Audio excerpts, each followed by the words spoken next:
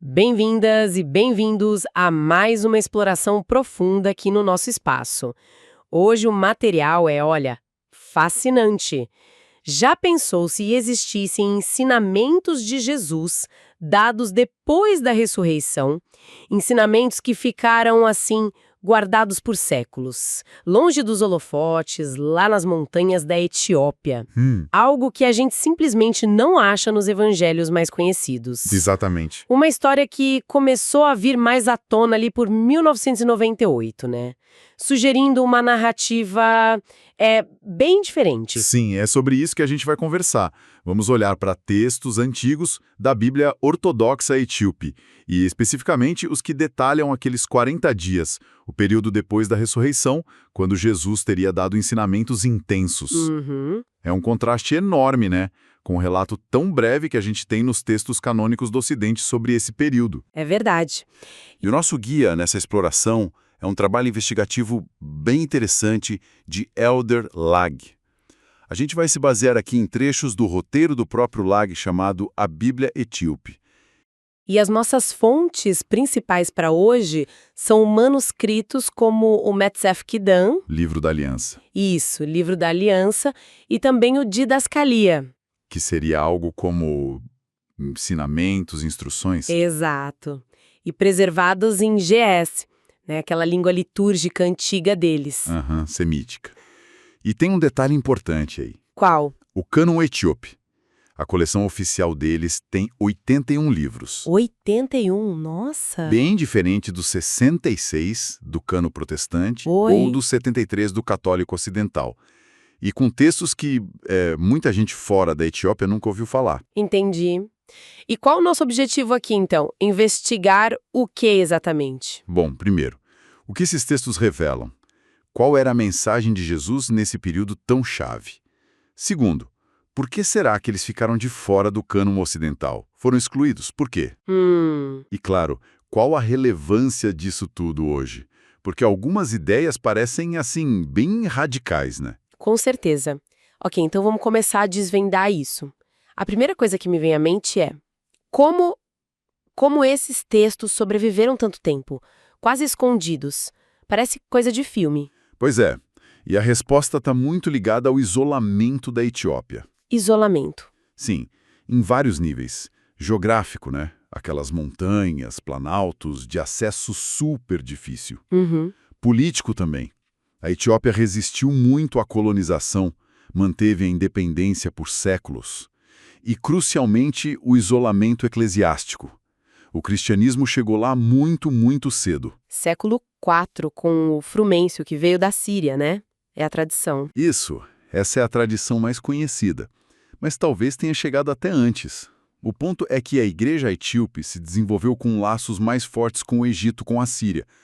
Não tanto com Roma ou Constantinopla, os grandes centros do Império Romano. Ah, entendi. Então, enquanto lá no Império Romano, a partir do século IV, o cristianismo estava sendo, digamos, padronizado, concílios, definições do que era certo, que era heresia, editando textos, Exato. suprimindo muita coisa. A Etiópia estava meio que numa trilha paralela. Precisamente. Esse isolamento relativo permitiu que os monges, em mosteiros super remotos, Tipo aquele Debridamo, que só sobe de corda. esse mesmo, ou em centros antigos como Aksum, eles continuaram copiando tudo o que tinham recebido, sem filtro, digamos assim.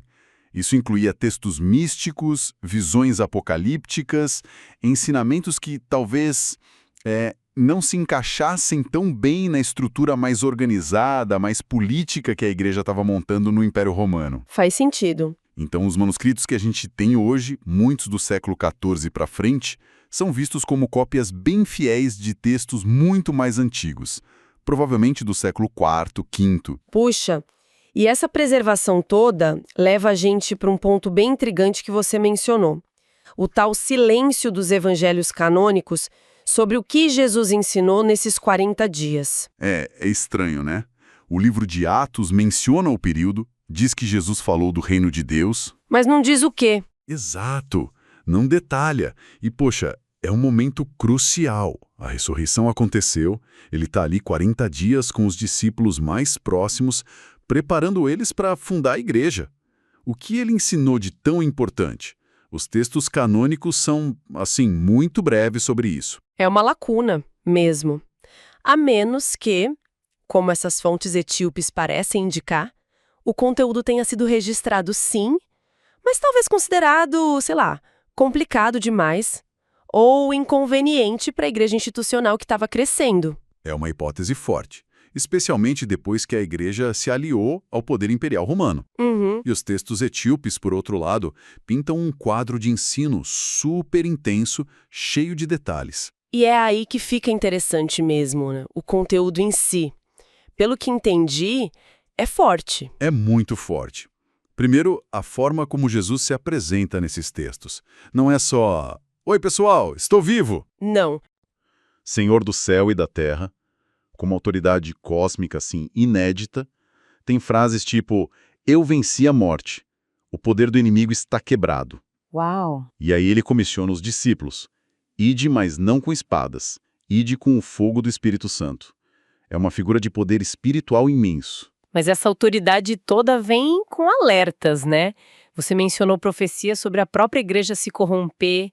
Isso é chocante. Sim, é um dos pontos mais impactantes. Os textos descrevem Jesus alertando muito diretamente. Coisas como: vai chegar um tempo em que as minhas palavras vão ser distorcidas, Nossa. vão construir templos de ouro, mas vão negligenciar o templo da alma, ou falarão meu nome, mas o coração deles estará longe.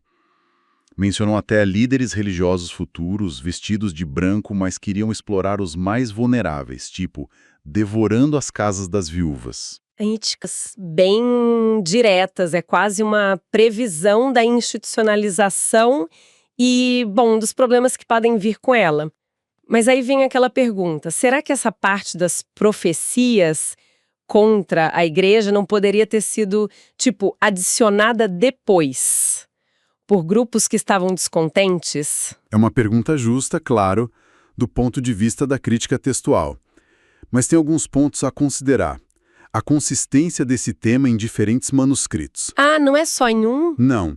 E a coerência disso com a ênfase geral dos textos, que é sempre numa espiritualidade mais interior, menos presa à instituição. Isso sugere que era parte integral da tradição. E tem mais. Essas advertências não são as únicas profecias. Falam muito também do fim dos tempos, Ah, sim. Como? De que forma? com sinais bem específicos. Nações lutando sem um motivo claro, a sabedoria sendo desprezada, laços de família se rompendo, mentiras sendo proclamadas como verdades dos lugares altos, ou seja, por quem tem poder. Parece até familiar. Pois é. Mas o sinal mais profundo, segundo um desses textos, seria este: quando o meu povo já não reconhecer a minha voz, Como assim? invocarão o meu nome, mas não me conhecerão de verdade. Essa será a verdadeira escuridão. Uma desconexão total entre a religião externa e a experiência interna com o divino. Que forte isso. Essa ênfase no interno parece conectar com outro ponto que você mencionou. Onde encontrar a glória de Deus? Parece que não é nos lugares óbvios. Definitivamente não. Tem uma passagem muito marcante que diz algo assim: bem-aventurados os que sofrem por meu nome, não falando alto, mas no silêncio, nas prisões secretas, no choro da meia-noite, na solidão de quem foi rejeitado. Nossa, e aí vem a frase-chave. Ali estou eu e ali está a minha glória, não nas vossas catedrais. Uau! Isso é uma inversão total, né? Do que muita gente pensa sobre onde Deus está, onde a bênção se manifesta. Completamente. Contrasta muito com certas teologias da prosperidade ou um cristianismo mais midiático, né? A ideia aqui é que o sagrado se revela justamente onde o poder e o glamour não estão. É bem radical. Muito. E sobre a realidade espiritual?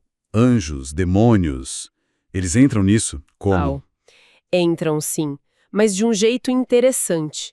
Talvez menos literal do que a gente imagina às vezes. Anjos são descritos mais como inteligências divinas, ou forças, aspectos da vontade de Deus em ação. Mais abstrato. É. E demônios são vistos mais como sugestões, pensamentos negativos, impulsos, cujo poder depende da nossa crença neles. Ah, interessante. Então, se a gente não der bola, eles perdem a força. É essa a ideia. E tem outra imagem poderosa. Cada pensamento constrói uma escada para o céu ou para o abismo. Nossa, que responsabilidade! Isso lembra um pouco os padres do deserto, né?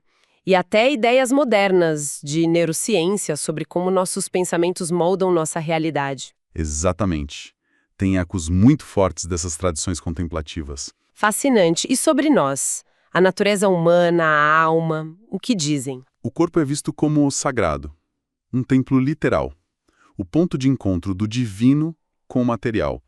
Nada daquela ideia de corpo como algo ruim ou sujo. Que bom ouvir isso. E a estrutura humana seria assim, em 3 níveis. Corpo físico, ligado à terra, alma, que seria a mente, as emoções, a vontade, a parte que escolhe, que pode se elevar ou cair, Certo. e o espírito, com E maiúsculo, o sopro divino dentro de nós, a centelha de Deus, que seria indestrutível. Corpo, alma e espírito. E o objetivo da vida seria o quê? Alinhar esses 3, integrar tudo, viver de forma una. E como se busca esse alinhamento? Imagino que a oração seja fundamental, mas talvez de um jeito diferente. Exato. Uma oração contemplativa, que envolve o ser inteiro. Tem uma instrução que diz: que vosso corpo se torne oração viva, que vossa respiração me louve, que vosso silêncio fale mais que sermões. Lindo isso, é bem prático. Parece que sim. A prática descrita é muito parecida com a oração de Jesus, ou oração do coração, bem conhecida na tradição ortodoxa oriental. Ah, aquela do Senhor Jesus Cristo, tem misericórdia de mim. Essa mesma. A ideia é sentar em quietude, prestar atenção na respiração e repetir interiormente essa frase curta, ou algo similar, buscando um estado de calma, de união, para poder ouvir a voz divina no silêncio interior. Entendi. E o Didascalha, aquele livro de ensinamentos, ele acrescenta mais alguma coisa nessa linha? Ele reforça muito a questão da simplicidade radical de vida, não se aliar a poderes corruptos, sejam eles políticos ou econômicos, manter uma certa distância crítica. Importante. E tem aquela profecia impactante que a gente já roçou. Qual delas? Aquela que diz: nos últimos dias minha voz se levantará novamente dos lugares menos esperados, dos filhos de escravos. Buscai-a nos lugares esquecidos, pois é ali que sempre estive. Nossa Senhora! São ensinamentos muito fortes mesmo, desafiadores para qualquer estrutura de poder, né? O que nos traz de volta aquela pergunta: por que esses textos com toda essa riqueza não entraram para o cânon lá no Ocidente? Pois é. E aí a gente precisa olhar para o contexto histórico, principalmente a partir do século IV. O cristianismo se tornou a religião oficial do Império Romano. Isso mudou tudo. Criou uma necessidade de unificar, né? Padronizar. Exatamente. Unificar doutrina, estrutura, liturgia. E textos como esses, os etíopes, apresentavam alguns problemas. Que tipos de problemas? Primeiro, a questão do controle. Pensa bem. Ensinamentos que falam de experiência mística individual, acesso direto a Deus, que o corpo é o templo. Isso tudo diminui a necessidade de intermediários, de uma hierarquia forte controlando o acesso ao sagrado. Entendo. Se o divino está dentro de mim e eu posso acessá-lo diretamente pela contemplação... Para que eu precisaria tanto da estrutura externa, como um monge etíope é citado nas fontes? Se as pessoas soubessem disso de verdade, não poderiam ser controladas tão facilmente. Faz sentido do ponto de vista do poder institucional. Mas tinha também uma questão cultural, talvez. Com certeza, a influência da mentalidade greco-romana foi enorme na Igreja Ocidental. O Império valorizava a razão, a lógica, a filosofia, a ordem. E esses textos são cheios de misticismo. Exato. Visões, anjos, demônios, curas. Isso podia parecer meio estranho, talvez oriental demais, menos respeitável para a elite intelectual romana que a Igreja queria converter e integrar. Havia uma preferência por um cristianismo que dialogasse melhor com a filosofia grega, talvez, mais racional? Sim, uma fé mais filosófica, por assim dizer. E, claro, tinha o terceiro problema. As profecias sobre a corrupção da própria igreja. Exatamente. Imagina uma instituição que está se aliando ao poder do imperador. Colocar nos seus livros sagrados oficiais textos que dizem que ela mesma vai se corromper por causa de riqueza e poder? Não ia pegar bem, né? Era muito problemático. Com certeza não. Então, todo o processo de formação do cânon no Ocidente, influenciado pelos concílios, pelos bispos que estavam alinhados com o império, pela necessidade de combater outras visões, como o arianismo ou o gnosticismo, tudo isso acabou, na prática, excluindo esses textos que não se encaixavam no projeto. Então, a questão não foi tanto avaliar se os textos étiopes eram falsos ou não, mas se eram úteis ou adequados para a imagem e para a estrutura que a Igreja Ocidental estava construindo. É uma interpretação muito plausível, sim. A confiabilidade histórica deles, no sentido de preservarem tradições antigas sobre Jesus, pode ser até comparável ao dos evangelhos canônicos. A grande diferença foi quais textos receberam o selo de aprovação dos centros de poder. Roma, Constantinopla. E quais foram deixados de lado ou até suprimidos. E a Etiópia, por causa daquele isolamento todo? Acabou virando uma espécie de arca, preservando muito do que foi rejeitado ou esquecido em outros lugares. Entendi. Certo. Então, juntando tudo isso, que imagem de Jesus acaba emergindo desses ensinamentos etíopes? Como ele é? Olha, emerge uma figura talvez mais completa. Mais complexa, com certeza. Mais místico, sem dúvida, mas ao mesmo tempo mais radicalmente engajado na crítica social e espiritual. Um Jesus muito focado na transformação interior, corpo, alma, espírito, tudo integrado. Um crítico ferrenho das estruturas de poder, especialmente as religiosas quando se corrompem. E talvez o mais importante, um Jesus que encontra a divindade, a esperança, não nos centros de poder, mas nas margens, nos sofredores, nos esquecidos, nos rejeitados. É uma perspectiva que realmente dá o que pensar, especialmente hoje em dia, né? Com certeza. Dialoga muito com as nossas questões atuais sobre fé institucional versus espiritualidade autêntica, onde a gente encontra a vitalidade espiritual hoje, como a religião deve se relacionar com o poder. Esses textos antigos parecem incrivelmente atuais nisso. Isso me levanta uma questão aqui. Se a gente levar a sério aquela profecia sobre a voz divina ressurgindo dos filhos de escravos, que algumas pessoas interpretam como uma referência, talvez, ao cristianismo tão vibrante da África hoje, ou a grupos marginalizados em geral. Sim. Como isso poderia mudar nossa ideia de onde achar a mensagem mais autêntica? A tal verdadeira igreja. Onde ela estaria hoje? É uma ótima pergunta. Talvez, como os textos sugerem, ela esteja mesmo florescendo longe dos holofotes, né? Justamente nessas margens. É algo para se pensar. Ou por outro lado, que impacto tem para nossa busca espiritual pessoal essa ideia tão forte nesses textos de um acesso direto ao divino? Uma transformação interior que, no fundo, não depende tanto assim das estruturas ou dos intermediários externos. Essa é, talvez, a grande provocação que esses textos nos deixam, né? Eles parecem repetir um convite que é eterno. Buscai e encontrareis. Como se dissessem que a verdade última, talvez, precise ser descoberta por cada pessoa. Para além dos cânones oficiais, quem sabe nessas tradições esquecidas. Ou, principalmente, na nossa própria experiência interior, no silêncio. Uma busca pessoal, então, incentivada pelos próprios textos. O que significa, na prática, abordar o divino não pela teologia, mas pela psicologia? Olha, significa mudar o foco completamente. É olhar para a experiência religiosa, as visões, os sonhos, os medos, os símbolos todos como fenômenos da psique humana. Coisa nossa, entende? Jung não estava tentando provar se Deus existe lá fora, objetivamente. Não era essa a busca dele. O interesse era outro, então? Era entender como a ideia de Deus ou a experiência do sagrado, essa tal imago Dei, como isso funciona dentro da gente. Como isso mexe com o nosso comportamento, com nossos sonhos, com a nossa saúde mental e com aquele processo de se tornar quem a gente é, que ele chamava de individuação. É quase uma investigação da dinâmica interna da espiritualidade. Isso, perfeito. A dinâmica psíquica da coisa toda. E essa busca toda parece que nasceu da própria vida dele, né? O Lag detalha bem essa origem. Jung era filho de pastor protestante, né? Cresceu naquele ambiente religioso formal. Sim, mas o avô era médico, professor, ligado à ciência, à filosofia, então ele tinha essa atenção desde cedo, né? Fé e razão, dogma e questionamento. O Lag descreve um Jung meio dividido na juventude. O pai com uma fé que parecia rígida para ele, que não podia ser questionada.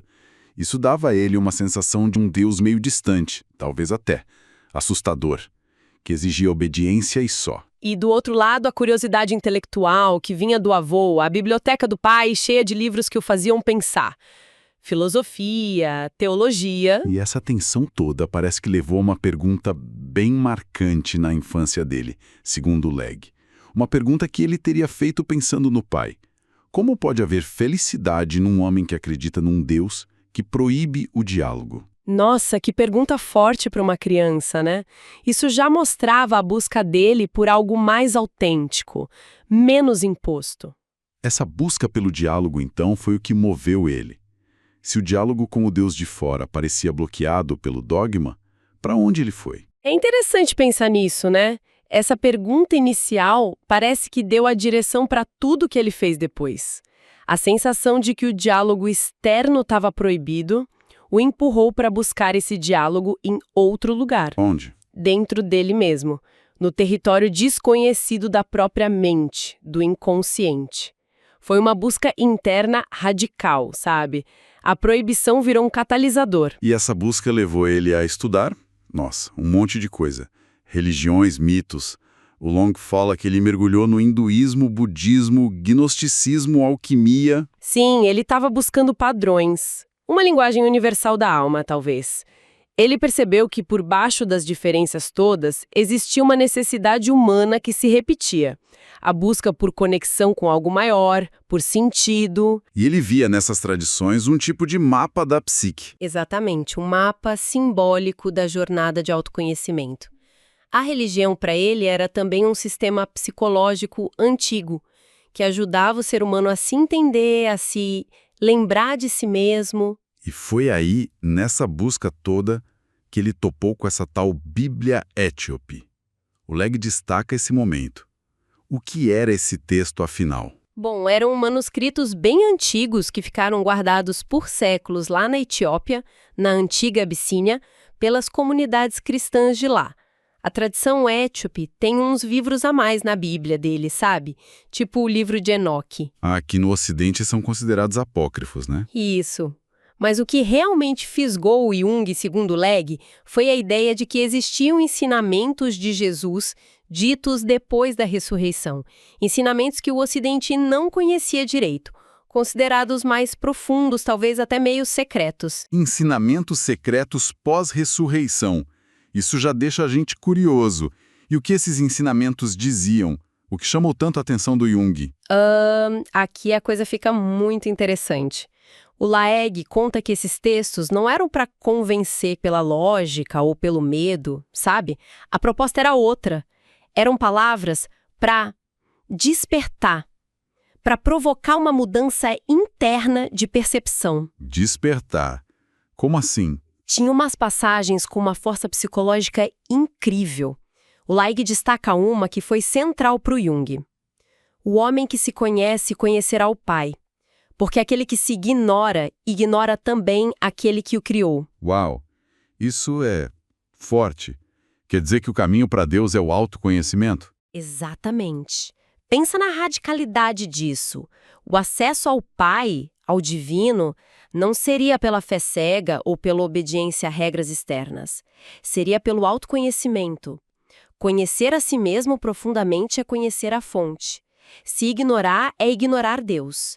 Para Jung, isso foi, uma confirmação do caminho dele. Como ele ligou isso com os conceitos dele? Ressurreição, autoconhecimento, o Pai. Para Jung, a ressurreição, nesse sentido simbólico e além do evento histórico, virava um arquétipo, um padrão universal. Simbolizava o renascimento da consciência, o despertar do self, que para ele é o nosso centro mais profundo, a totalidade da psique, nossa essência divina a partir das limitações do ego, da nossa identidade mais superficial. Entendi. E a figura do Cristo? O Cristo histórico, Jesus, passou a ser visto psicologicamente como uma expressão do arquétipo crístico. Esse arquétipo representa a nossa capacidade interna de integrar os opostos, matéria e espírito, humano e divino, consciente e inconsciente, e, crucialmente, luz e sombra. A sombra. A gente vai chegar lá. Sim. E aí, a jornada de Cristo, incluindo esses ensinamentos da Bíblia etíope, virava um mapa simbólico para a nossa própria jornada interior, para a individuação, para a gente se tornar inteiro. E essa jornada interior do próprio Jung, essa busca pelo self, esse confronto com os opostos, ele registrou isso de forma bem intensa, né? O Lag menciona o Livro Vermelho. Ah, sim, o Livro Vermelho, ou Liber Novus, é um negócio impressionante. O Lag descreve como um diário de bordo da viagem dele para o próprio inconsciente. Numa fase de crise braba, pessoal e profissional, o Jung mergulhou fundo. Anotou visões, sonhos, diálogos com figuras que surgiam da psique dele. Figuras internas. Isso, personificações de partes desconhecidas dele mesmo. E foi nesse processo, que não deve ter sido fácil, que ele encarou de frente a importância da tal da sombra. A sombra? Esse conceito é chave em Jung. Como o Lag define isso aqui? E qual a relação com a espiritualidade? O Lag, na linha do Jung, define a sombra de um jeito bem direto. É o nosso outro lado. Tudo aquilo que a gente nega na gente mesmo, aqueles aspectos que a gente acha inaceitáveis, ruins, vergonhosos, e que a gente esconde ou joga nos outros. É o nosso porão psíquico. Parece algo pra gente evitar, então, jogar fora. Aí que tá o paradoxo que o Lag ressalta. A sombra tem coisa problemática, sim, mas também guarda uma energia vital enorme. Ali podem estar nossos potenciais não vividos, talentos escondidos, até instintos saudáveis que a gente reprimiu. Então, negar a sombra não adianta. Pior, fortalece ela no escuro, e aí ela pode sabotar a gente ou explodir do nada. A tarefa para o Jung não era eliminar a sombra impossível, mas sim integrar. Integrar a sombra. Como seria isso? Não parece simples, nem seguro. Simples não é, com certeza, e pode dar medo. Integrar a sombra nessa visão que o Lag traz do Jung é um processo contínuo, corajoso, de autoconsciência. É reconhecer essas partes negadas sem precisar agir com base nelas de forma ruim, mas entendendo de onde vêm, o que elas querem dizer, a energia que elas têm. É trazer para a luz da consciência, então. Exato. É um ato de honestidade radical consigo mesmo, de humildade. E é aí, nesse processo de reconhecer e assumir a própria sombra, que está a chave para a inteireza, para reconciliar os opostos dentro da gente. E olha que interessante, é aí que pode estar a redenção, a força de verdade. A energia que estava presa ou sendo projetada fica disponível. A linguagem desses textos etíopes, do jeito que Jung leu, aponta para um caminho espiritual que não foge da nossa natureza complexa. Pelo contrário, é um caminho de consciência e integração. Um Cristo que fala, conhece-te a ti mesmo, na visão junguiana, está convidando para encarar tudo, inclusive a sombra. E um Deus que é conhecido pelo autoconhecimento? Exatamente, não é um Deus só externo que julga, é uma realidade que abarca a nossa complexidade e que a gente encontra dentro da psique. A Bíblia etíope vira um espelho antigo dessa ideia que o Jung estava explorando. O caminho para o divino passa por conhecer a si mesmo, e isso inclui o trabalho difícil de encarar e integrar a sombra.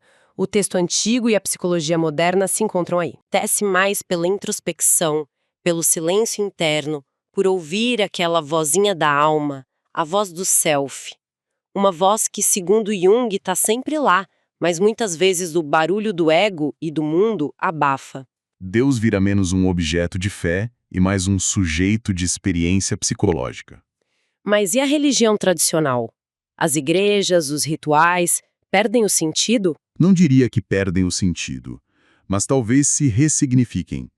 Nessa visão junguiana que o Lag apresenta, a religiosidade verdadeira vai além de seguir regras.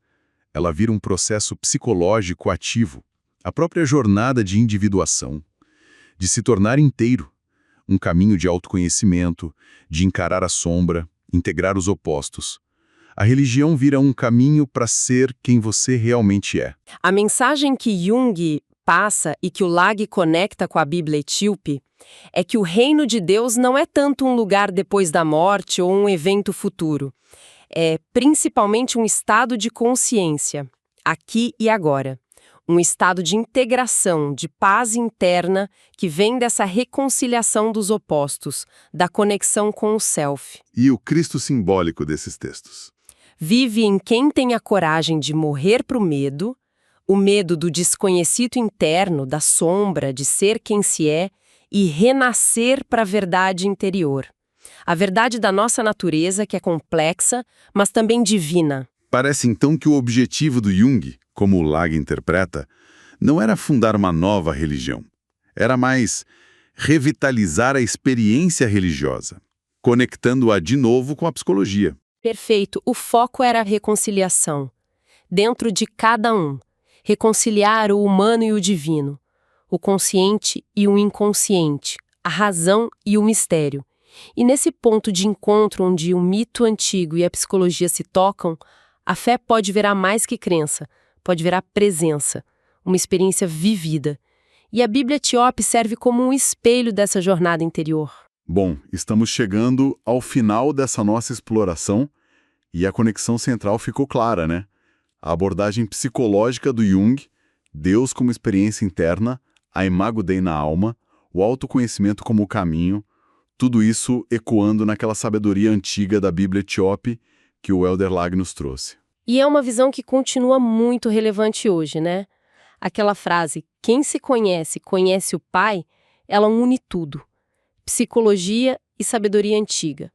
Mostra que a jornada interior não é só uma alternativa à espiritualidade. Talvez seja o caminho principal. A busca espiritual vira uma exploração profunda da própria psique. E para quem nos acompanhou, fica aqui uma reflexão final, bem na linha do que o Lag propõe a partir de Jung e desse texto etíope. Se o divino não está só lá fora, mas pulsa aqui dentro, nas profundezas da alma. E se o tal reino de Deus é um estado de consciência que a gente alcança, integrando tudo, inclusive a sombra, que portas isso abre? Que paisagens internas a gente pode descobrir quando a jornada espiritual é vista não só como fé, mas como esse processo ativo, desafiador de autoconhecimento e transformação. O trabalho do Lag, ligando Jung e a Bíblia etíope, é um convite. Um convite para essa descida corajosa ao nosso próprio interior, para encontrar o que talvez a gente tenha esquecido sobre nós mesmos e sobre o sagrado.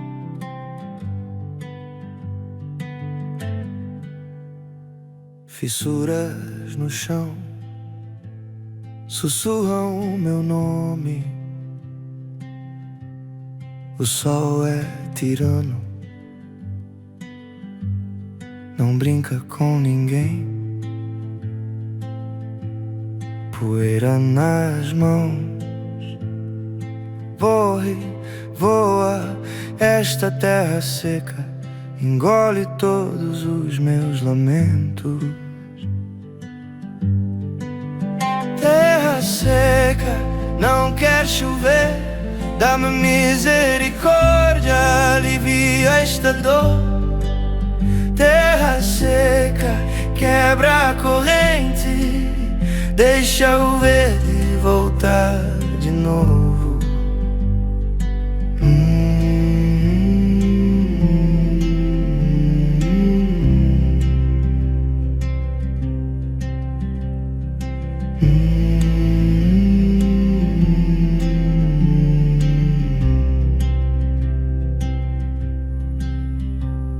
Descalço eu caminho onde os rios morreram. Suas canções fantasmas ainda ecoam dentro. As árvores tão frágeis, braços tão finos, esperando a vida começar de novo.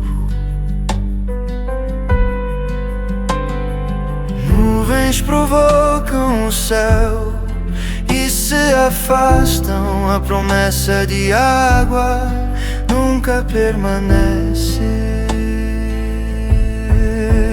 Terra seca, não quer chover, dá-me misericórdia, alivia esta dor.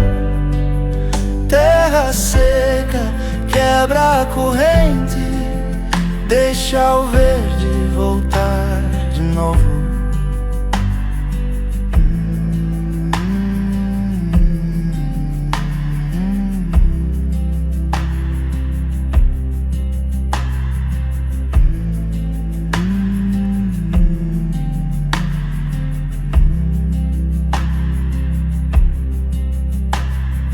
Planto minha esperança em barro quebrado, rezando pelo amanhã, não pelo hoje.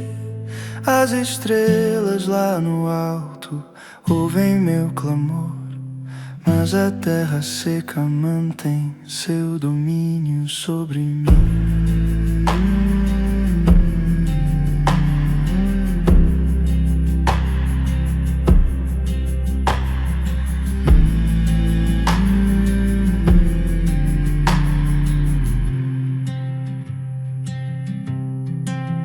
Terra seca, não quer chover, dá-me misericórdia, alivia esta dor.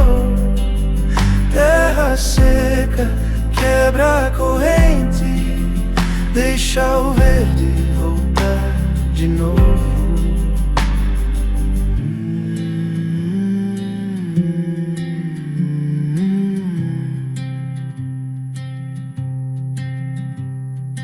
Mm-hmm.